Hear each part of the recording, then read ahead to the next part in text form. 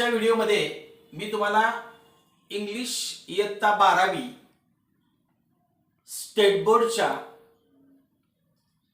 80 मार्काचा जो question paper आहे त्या 80 मार्काच्या क्वेश्चन पेपरचं नेचर सांगणार आहे की कसा पेपर असणार आहे. खरं म्हणजे आर्ट्स आणि कॉमर्सच्या विद्यार्थ्यांसाठी हा नक्कीच थोडासा डिफिकल्टी लेवल हाय असणारा, पण इव्हन सायन्सच्याही मुलांनी, मी आता नेचर सांगितल्यानंतर तुमच्या लक्षात येईल की सायन्सच्या मुलांना सुद्धा हा जो नवीन पॅटर्न येणारा क्वेश्चन पेपर आहे हा खरं डिफिकल्टी लेवल त्याची हाय आहे. त्यांनी इंग्रजी या विषयाकडे दुर्लक्ष करून चालणार नाही. म्हणजे आर्ट्सचा विद्यार्थी असो, कॉमर्सचा असो, सायन्सचा असो, MCVCचा असो, या सगळ्या विद्यार्थ्यांनी आवर्जून इंग्रजी या विषयाकडे लक्ष द्यायला पाहिजे. चला आपण क्वेश्चन पेपर पॅटर्न काय आहे हे बघूया. जो 80 मार्काचा क्वेश्चन पेपर पॅटर्न आहे त्या क्वेश्चन पेपर पॅटर्न मध्ये मी थोडस उलट्या बाजूने जाईन, म्हणजे क्वेश्चन नंबर 4 कडून जाईन. आता का निघालोय क्वेश्चन नंबर 4 कडून, तर तुम्हाला कळू दे की मेमरी बेस्ड आधी किती प्रश्न आहेत. तर क्वेश्चन नंबर 4 आहे हा टोटली मेमरी बेस्ड आहे. या प्रश्नाला आपण रायटिंग स्किलचा प्रश्न जरी म्हटला तरी सुद्धा चालेल. आता हा लेखन कौशल्यावर आधारित असणारा प्रश्न आहे आणि याला एकूण 16 मार्क्स आहेत.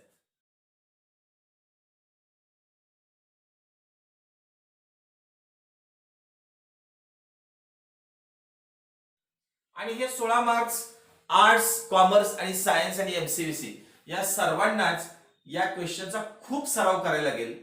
एकूण यामध्ये A, B, C आणि D असे 4-4 मार्काचे 4 प्रश्न असणार आहेत.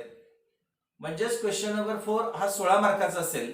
आता यामध्ये काय आहे तर क्वेश्चन नंबर 4 मध्ये जो A आहे त्यामध्ये ड्राफ्टिंग व्हर्च्युअल मेसेज हा टोटली कधी तुम्ही न अभ्यास केलेला एक लेखन विभागाचा प्रश्न आहे की जो 4 मार्क्सला असेल, किंवा त्याला ऑर असेल स्टेटमेंट ऑफ पर्पज.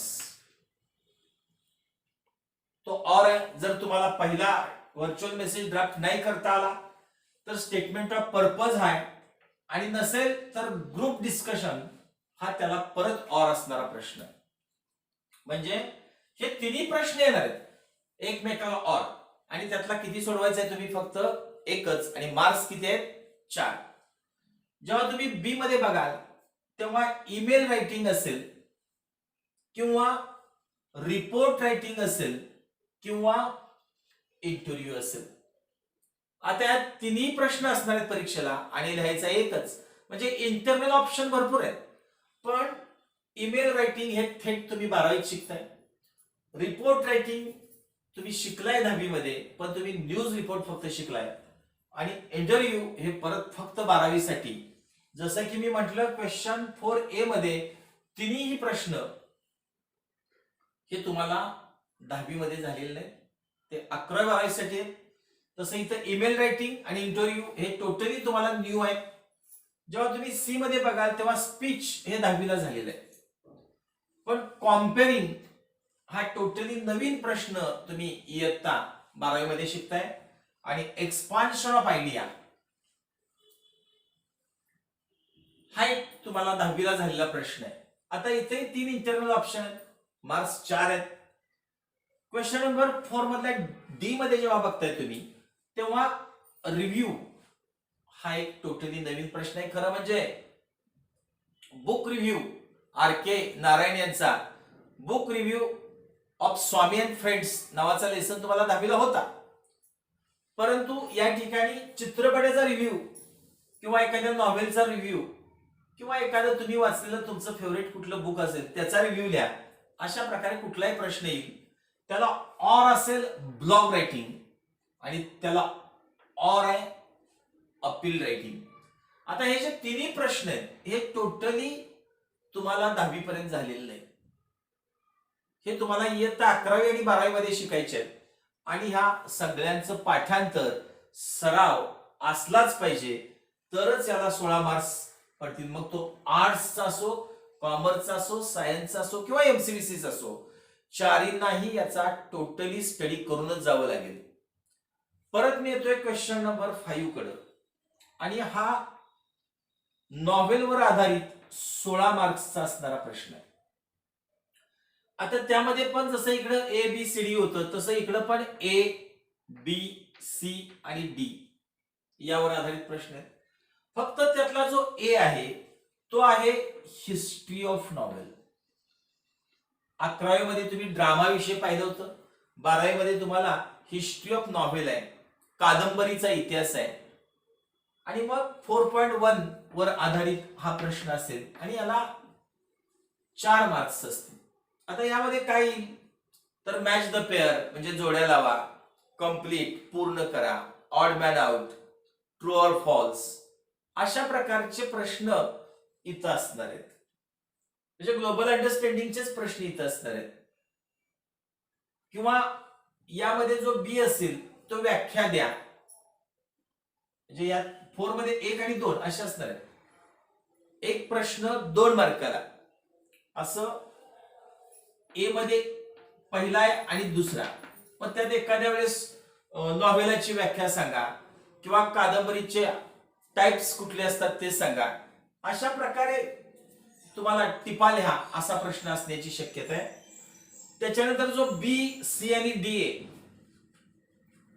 त्यामध्ये बी मध्ये जो प्रश्न असणार आहे तो 4.2, सी ला 4.3 आणि डी ला 4.4 वर आधारित प्रश्न असणार आहे. पण ऍक्च्युअली काय विचारणार आहेत तर ह्या तिन्ही कादंबऱ्या आहेत आणि ह्या तिन्ही कादंबऱ्यांचा प्लॉट लिहा किंवा त्याचं कॅरेक्टर सांगा, त्याचं स्ट्रक्चर सांगा, त्याचा थीम सांगा, त्याचं सेटिंग सांगा, त्याच्या लँग्वेज विषयी बोला, त्याच्या डायलॉग्स विषयी बोला, अशा प्रकारचे प्रश्न असणार आहेत.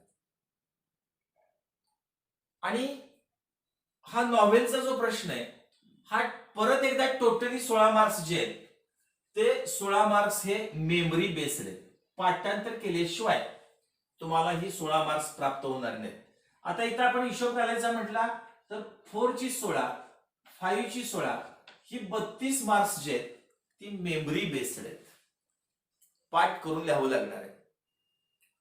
आता त्याच्यानंतर आपण क्वेश्चन नंबर 3 कडे आलो तर इथं 3 क्वेश्चन नंबर आहे. तर क्वेश्चन नंबर 3 हा पोएट्रीवर आहे आणि त्यामध्ये ए आणि बी असे 2 असणार आहेत. तर त्यातला जो पोएट्रीचा ए आहे त्या ठिकाणी टेक्स्टबुक मध्ये असणारी सीन कविता तुम्हाला येईल आणि त्यामध्ये 10 मार्क्सचा प्रश्न विचारला जाईल. आता कसे असणार आहे 10 मार्कचे प्रश्न तर त्याचा जो A1 आहे तो ग्लोबल अंडरस्टँडिंगचा असणार आहे. आता काय आहे ग्लोबल अंडरस्टँडिंग तर इथं true false, jumbled order, match the pair किंवा कंप्लीट म्हणजे रिकाम्या जागा कंप्लीट करा, ऑड मॅन आउट, अशा प्रकारचे प्रश्न असणार आहेत. आणि त्या प्रत्येक ह्याला 2-2 मार्क्स असतील त्या प्रत्येक प्रश्नाला. A2 जो आहे तो इंटरफरन्स किंवा इंटरप्रिटेशन किंवा अनालिसिस. आता काय आहे यामध्ये एवढंच लक्षात ठेवा की त्या कवितेमध्ये येणारी टर्म एखादी तुम्हाला एक्सप्लेन करायला लागेल. Explain, illustrate, analyse. एखादी कवितेची ओळ असेल, कवितेमध्ये येणारी एखादी टर्म असेल ती तुम्हाला एक्सप्लेन करायला लावली जाईल. खरं ह्या प्रश्नाची A2 ची डिफिकल्टी लेवल खूप हाय आहे. तर तुम्हाला टोटली कविता अंडरस्टँडिंग झालेली आहे का आणि त्यातली ती टर्म समजलेली आहे का त्याच्यावरती 2 मार्क्स आहेत. A3 जो आहे तो आहे पर्सनल रिस्पॉन्स. आता तुम्हाला माहित आहे की आर्ट्स आणि कॉमर्सच्या मुलांना पर्सनल रिस्पॉन्सचं उत्तर त्यांना खूप कठीण जातं. बऱ्याचदा ते त्या पॅसेज मधली किंवा कवितेतलेच ओळी लिहितात. तर मित्रांनो कृपया असं करू नका. पर्सनल रिस्पॉन्स जेव्हा विचारला जातो तेव्हा तुमचं मत तिथं मांडायचं आहे आणि जितक्या साध्या सोप्या सरळ सुटसुटीत भाषेत तुम्ही मांडाल तेवढं ते अधिक प्रभावी असतं. काय क्लिष्ट लँग्वेज घेतली पाहिजे असं अजिबात नाही. बऱ्यापैकी सायन्सची मुलं कन्स्ट्रक्शन करू शकतात, त्यामुळे कदाचित पर्सनल रिस्पॉन्सचा प्रश्न ते लिहू शकतील. परंतु A2 जो आहे तोही सायन्सच्या मुलांना स्टडी केल्याशिवाय सहजासहजी त्याची 2 मार्क्स मिळणार नाहीत. कवितेचा जो A4 आहे तो ऍक्च्युअली पोएटिक डिव्हाइस किंवा राईम स्कीम याच्यावर आधारित प्रश्न असेल. पोएटिक डिव्हाइस एकूण तुम्हाला साधारण 15 अत्यंत महत्वाचे 15 पोएटिक डिव्हाइसेस आहेत आणि त्याच्यावर आवाज इंग्लिशवर व्हिडिओ तयार केलेला आहे. तुम्ही जाऊन तो चॅनल सबस्क्राईब करा आणि ABA' असं युट्यूब जाऊन तुम्ही जर टाईप केलं तर आवाज इंग्लिश येईल आणि तो व्हिडिओ बघा. तिथं तुम्हाला फिगर ऑफ स्पीचचा म्हणजेच पोएटिक डिव्हाइसचा व्हिडिओ आहे. तर इथे एखादी ओळ दिली जाईल आणि त्याचा अलंकार ओळखावून सांगितलं जाईल किंवा एखादा अलंकार दिला जाईल आणि त्या अलंकाराचं उदाहरण सांगा, अशा प्रकारचा प्रश्न असेल. नुसता अलंकार सांगून चालणार नाही, तर तो अलंकार तुम्हाला एक्सप्लेन करावा लागेल.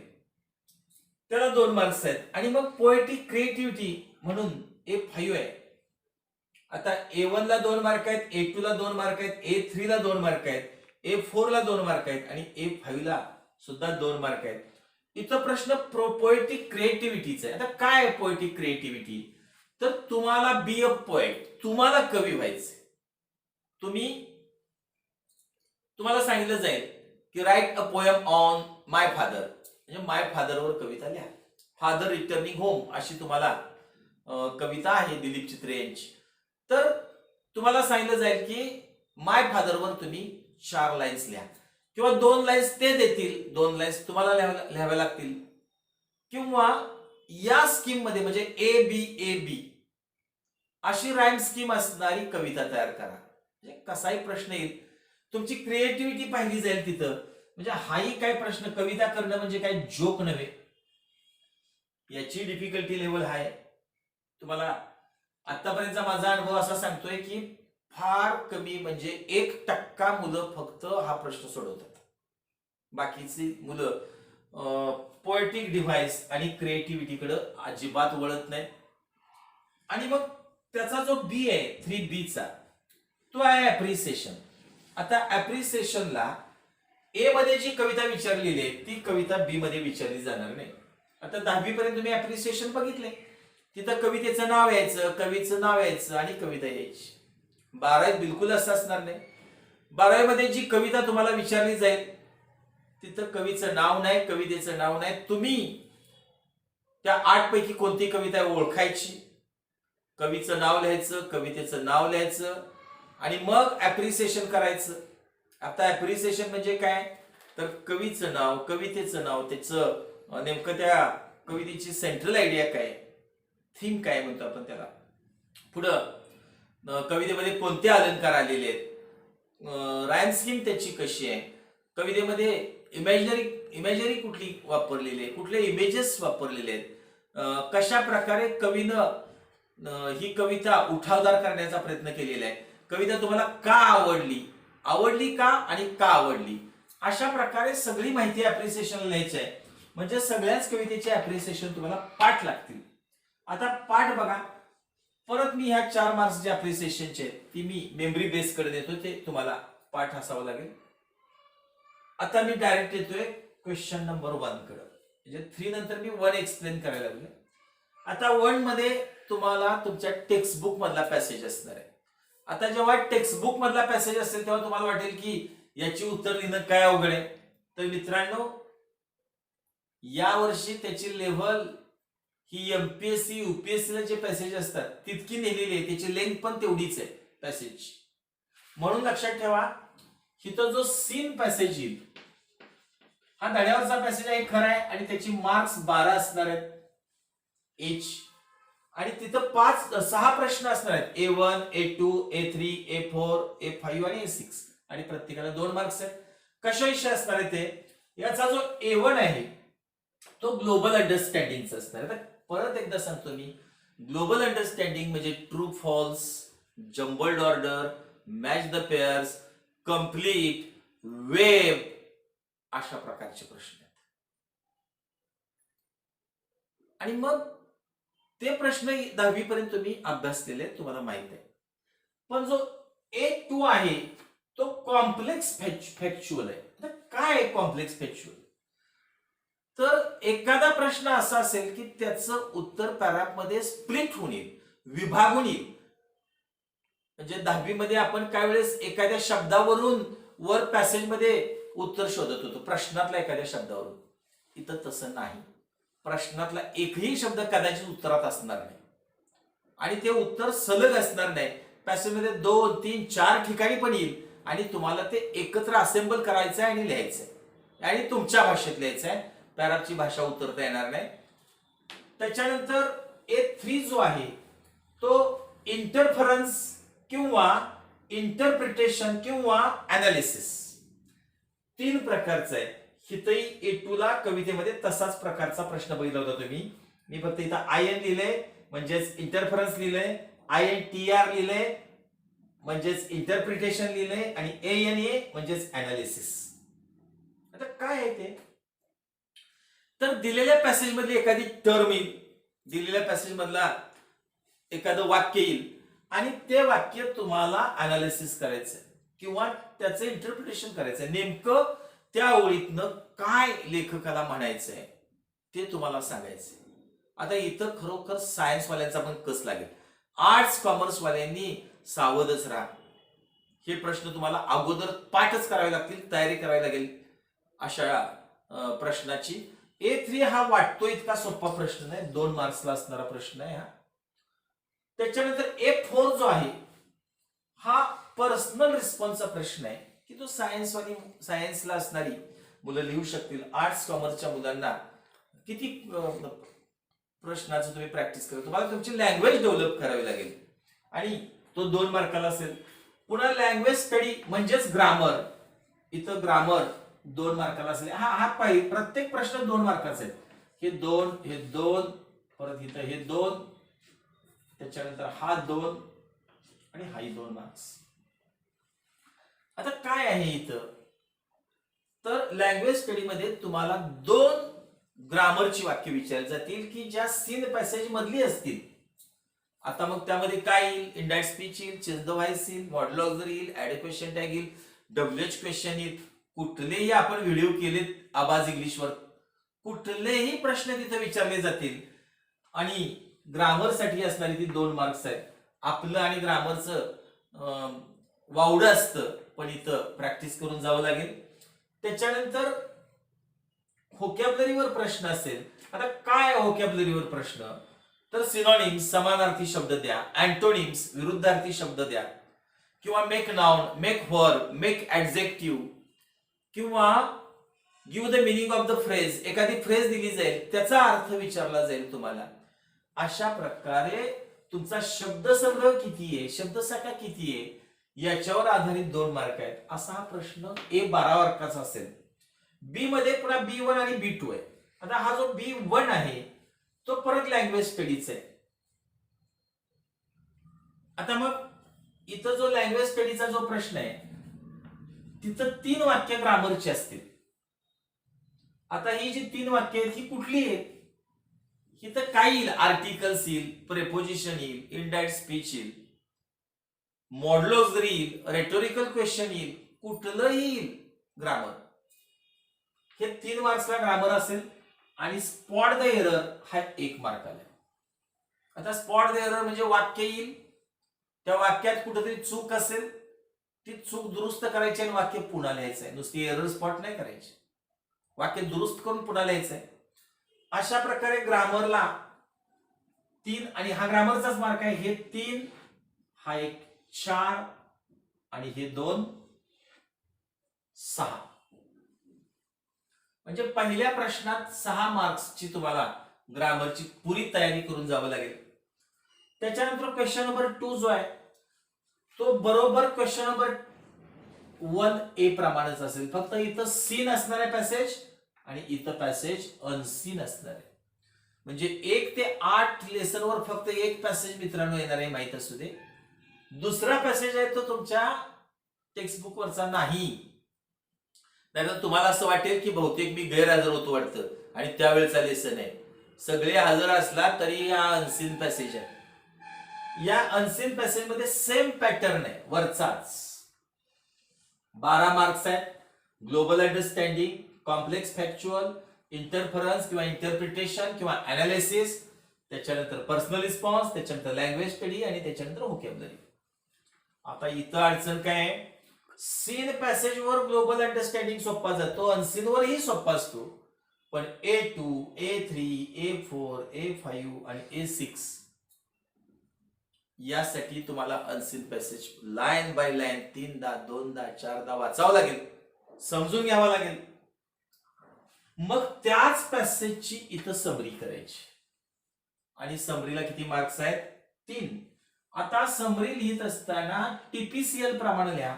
म्हणजे टायटल, टी म्हणजे, पी म्हणजे प्रेझेंटेशन, सी म्हणजे कंटेंट आणि एल म्हणजे लँग्वेज. टायटल अत्यंत आवश्यक आहे आणि तुम्हाला इथं मुद्दे दिले जातील आणि त्या मुद्द्यांच्या आधारे तुम्हाला समरी तयार करायची. आणि यावर्षी परत नवीन आलेला प्रश्न आहे तो म्हणजे माइंड मॅपिंग. माइंड मॅपिंग मध्ये तुम्हाला एक विषय दिला जाईल, पॉइंट्स दिले जातील आणि मग तुम्हाला त्यामध्ये तुमच्या मनानं काही आयडिया त्यामध्ये टाकायचे, ब्रँचेस वाढवायचे, एक्झाम्पल्स वाढवायचे. याच्यावर मी एक व्हिडिओ तयार करेन माइंड मॅपिंग वर आणि पाठवेन. तर तुम्हाला इथं सांगतो ही 3 आणि 3 6 मार्क्स पहिल्यांदा पकडा, बी आणि सी ची 6 मार्क्स.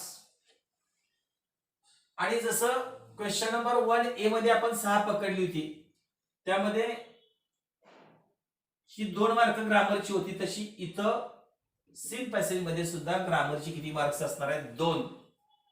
म्हणजे एकूण विचार केला तुम्ही तर ग्रामर किती मार्क्सला आहे? तर 3 अधिक 1 4 आणि लँग्वेज स्टडीची 2 6 आणि सेम या प्रश्नावरची पुन्हा 2. 6 अधिक 2 8 मार्क्स साठी आपण पकडू की हे ग्रामर आहे 8 मार्क्स साठी. आणि 6 मार्क्स साठी कोण आहे? माइंड मॅपिंग आणि समरी. आता आपल्याला बघायचं आहे की एकूण टेक्स्टबुक वर नेमकी किती मार्क्स आहेत. तर टेक्स्टबुकला दिसताना जर इथे तुम्हाला 12 मार्क्स देत असली तरी फक्त ही 2च मार्क्स टेक्स्टबुक वर आहेत म्हणायला काय हरकत नाही. राहिलेल्या मार्क्सना तुम्हाला पुऱ्या तऱ्हेनं तुमची लँग्वेज वापरायला लागेल, पॅसेज मधून उत्तर घेता येणार नाही. आता टेक्स्टबुकच्या बाहेर जाणारी मार्क्स कुठली आहे तर इथं आपण बघितली तर 16 अधिक 16 32, 32 अधिक 4 36, 36 अधिक पुन्हा 6 42, 42 अधिक 6 48 आणि 2 50, 50 मार्क्स 80 पैकी टोटली टेक्स्टबुकच्या बाहेरचे. मी 12 मार्क्स यात टाकलेले नाही. परत आपण 50 मध्ये कुठली मार्क्स जोडू? अनसीन पॅसेजची 12 जोडू.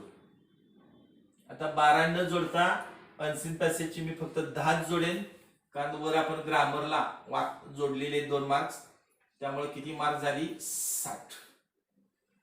80 पैकी 60 मार्क्स साठी तुम्हाला अक्षरशः झगडावं लागेल. ओरलला, तोंडी परीक्षेला तुम्हाला 20 मार्क्स दिली तरी सुद्धा तुम्हाला सांगतो ही या वरच्या 20 मार्क्स मध्ये तुम्हाला मार्क्स पाडणं इतकं सोपं नाही. मी तुम्हाला भीती घालत नाही मित्रांनो, मी तुम्हाला जागा करायला लागलोय. म्हणजे काय वेळेस आहेत पॅसेज, काय काळजी करायची नाही, काय अभ्यास करायचा इंग्रजीचा, आहेच की तिथं पॅसेज असं म्हणून जाल. कृपया इथून पुढे तसं म्हणून जाऊ नका. खूप चांगला अभ्यास करा आणि मी सांगितलेला हा जो क्वेश्चन पेपरचा पॅटर्न आहे हा लिहा, याचा स्क्रीनशॉट घ्या आणि अत्यंत, मी मुद्दाम हा क्वेश्चन नंबर 4, 5 आणला कारण त्याची डिफिकल्टी लेवल वाढवत वाढवत मी नेली आणि तुम्हाला एक आत्मविश्वास निर्माण करण्यासाठी नक्कीच हा क्वेश्चन पॅटर्न उपयोगी पडेल. तुम्ही याचा स्क्रीनशॉट घ्या आणि नीट व्यवस्थितरित्या अभ्यास करून परफेक्ट प्लॅनिंग न तुम्ही या वर्षीचा क्वेश्चन पेपर द्या. पहिल्यांदाच तुम्ही याची परीक्षा देताय आणि पहिलाच पेपर आहे. सगळ्यांना परीक्षेच्या शुभेच्छा आहेत. परीक्षा खूप लांब आहे अजून, पण खूप जवळ पण आहे. अक्षरशः 2 महिने समोर आहेत. पॅटर्न समोर असू दे. तुम्हाला जर एखाद्या खेळाचं ग्राउंड माहित नसेल, नियम माहित नसतील तर तुम्ही कबड्डीच्या ग्राउंडवर खो खो खेळाल आणि तुम्ही कधी यशस्वी होणार नाही. म्हणून पहिल्यांदा पॅटर्न नीट लक्षात घ्या, लिहा, त्याच्यावर आठवड्यातून एकदा नजर फिरवा. धन्यवाद.